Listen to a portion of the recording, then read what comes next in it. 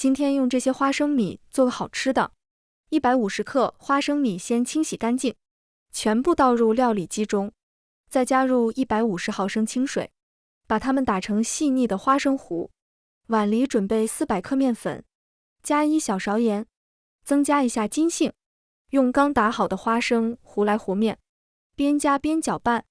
搅成絮状，再下手揉成面团。最后像这种软硬适中的光滑面团就行了。在上面抹上一层食用油，盖上盖子醒面1个小时。趁醒面时间，咱们来做个油酥。碗里加入40克面粉，1勺花椒粉，1小勺盐，适量的葱花，烧至冒烟的热油浇在里面，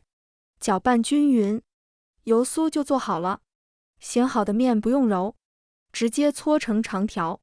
切成大小均匀的10个面剂，把每个面剂擀成长方形的面皮，表面抹上做好的油酥，从下往上像折扇子一样折起来，再从一头边拉伸边卷起来，收口处压在底部，最后用手轻轻压扁，饼胚就做好了。电饼铛预热，不需要刷油，放入做好的饼胚，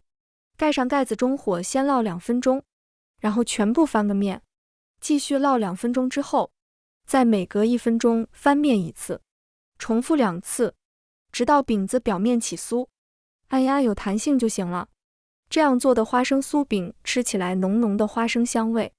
简单营养又好吃的一道面食。外皮的口感特别酥脆，里面非常松软，而且层次分明，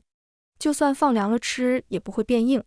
比只有面粉烙出来的饼子好吃多了。喜欢的朋友可以收藏一下，谢谢大家。